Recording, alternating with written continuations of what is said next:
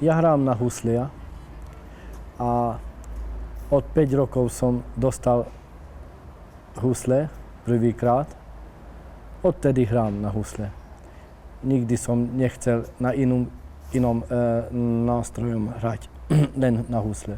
Ja som tiež už v detskom veku som takto pribudol, lebo nebohého otca som mal tiež kontrabasistu, ktorý bol vynikajúci muzikant a naviedol ma k tomu.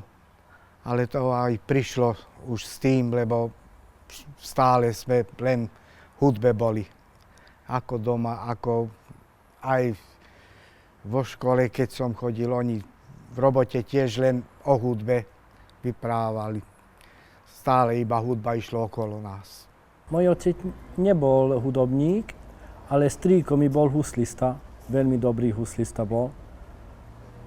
A on povedal, že mám ísť do hudobnej, mám talent na to, aby som hral na husle.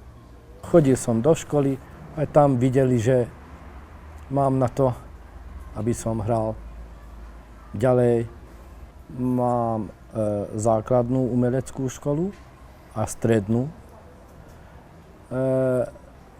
Ďalej už nechcel som ísť, lebo som už chodil hrávať v kapeli, tak 13 rokov som mal a som už začal hrať.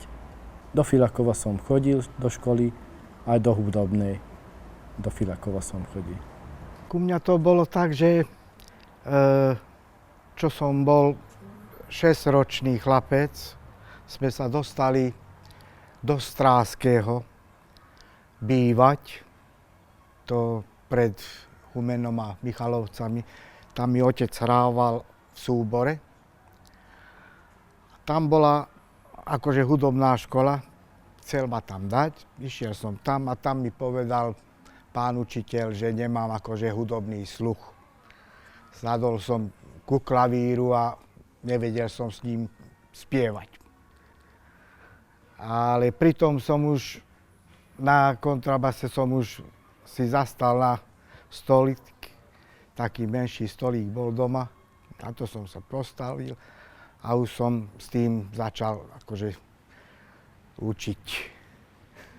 Takže oco ma tam nedal do tej základnej školy.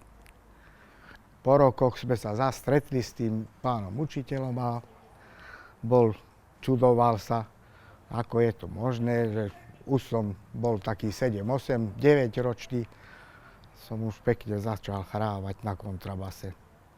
Bol prekvapený. Potom sme sa vrátili domov do Veľkých Draviec.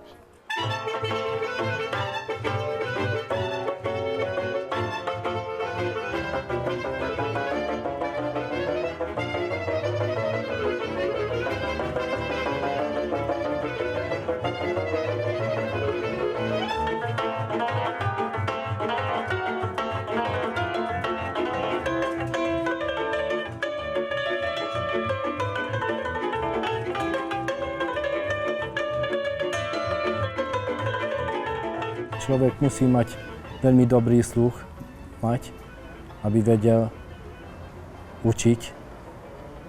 Aj učiteľ treba taký dobrý, kto vedie, že čo treba naučiť. My sme stále doma počúvali cigánske normálnu cymbalovku, takú kapely a od rádia sme zapnili a tam na obed stále hrali. Cigáni. Počúvali sme každý deň. A doma len cigánske hudby sme učili. A to sme počuli všade. Naši boli tiež, moji otcovia boli 5 bratia, to bola celá kapela. Boli toľkí, že mali huslistu, cymbalistu, všetko bratia, kapela. Akurát bráčista im chýbal, toho vždy si brali jedného, druhého, tretieho, toho nemali, takého svojho. A tiež akože hudba bola táto, folklórna, cigánska, maďarská. No ale aj ja, ako som sa už, že mal viacej roky, tak sa už prichádzali tie gitary a také varhany, viete, už menila sa doba, tak už ako mladý chlapec ma už veľmi ma neťahal oný kontrabas, ale ma zaujímali elektrické veci.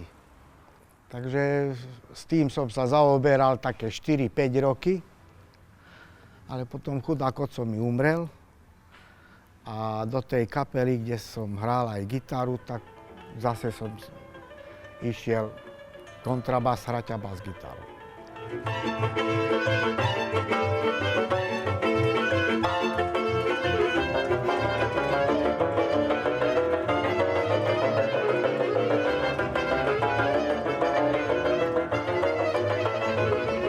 Čo máme kapely kamarát, Roland Horvát, klarinetista.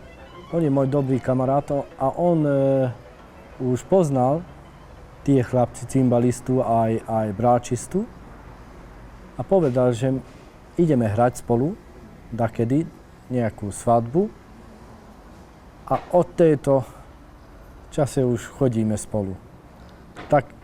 Takí sme dobrí kamaráti ako rodina. Pritom chodíme aj s inými hrávať, máme aj druhú kapelu, kde chodíme vypomáhať, lebo je u nás takže málo je muzikantov. Tí, čo boli starší muzikanti, vymreli, není už. Mladá generácia, 20-ročných chlapcov na prstov na jednom sa dá počítať, ale to sú len huslisti. A takto není kontrabas bráča, už tieto nástroje veľmi nie. To je na vyhľadávanie. To sme málo na tej regióne, čo sme my dole. Ak je tam 2-3 basistov na celom Rimavská, Filakovo, Lučenec, tam nenájdete.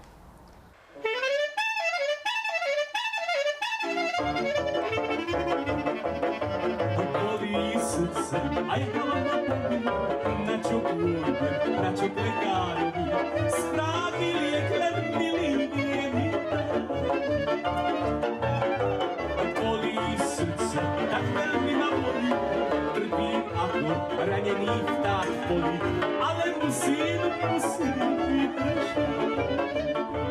Také svadobné veci hrávame, lebo chodíme na svadby a také zábavné, kultúrno-zábavné, cigánske, maďarské, slovenské, ak sú slovenské.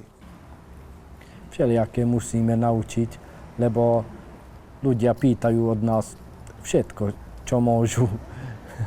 Moderné, aj klasické, aj To podľa jazzové, ľudí, aj... to podľa toho hostia, že Podľa ľudí, čo si on áno. poprosí, tak mu skúsime vyhovieť. Viete čo, aj ja počujem doma modernú rómskú hudbu. Sú veľmi dobrí Je to už na inej kapely. úrovni. Áno, hrajú už veľmi pekne a páči sa mi to. Ale Je to veľmi vyspelé. srdce ma chytí len cigánsku, takú folklórnu. Pre nás, pre muzikantov, je to ťažké v tejto dobe sa voláko uživiť s tým. A nie sú tieto reštaurácie už na to, aby držali živú hudbu. Vinárne zatvorené. Predtým, pred rokmi, to nebolo tak. Bolo 10 reštaurácií a z toho 8-7 miest bolo takých, kde sa hralo. Teraz už jeden, ak nájdete, že je tam klavír, varhany. Áno, prišla COVID a ešte bolo ťažšie. Dneska už nemajú také 2 roky sme sedeli doma. nároky na to. Ani majitelia nechcú zaplatiť živú hudbu. Takto sa neuživíme v reštauráciách sa nikde. V Lučenci v Sobote není také miesto. srdce, tak trpím ako ranený vták v poli, ale musím vydržať.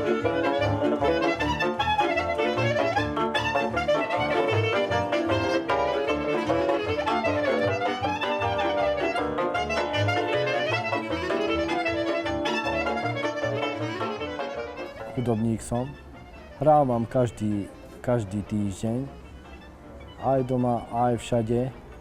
Mám 4 kapely a stále chodím jedným, aj druhým, aj tretím. Je takto aj cez týždeň idem aj 3-4 krát. Materinský jazyk je maďarský. Každý doma rozpráva Tak po sme maďarsky. sa vychovali. Áno. Školu máme maďarskú základnú, ale aj so U slovenskou. nás to není problém z Filakove, že takto Maďar alebo Slovák. Není Ale to medzi problém. tom, tam sa učíme slovenský jazyk normálne. Sme sa Či také skúsime, vyučili. Ešte aj lebo ruský jazyk nerozprávame sme veľmi učili. dobre, ale no, aj rozumieme rusky. trošku, aj rozprávame trošku. Rok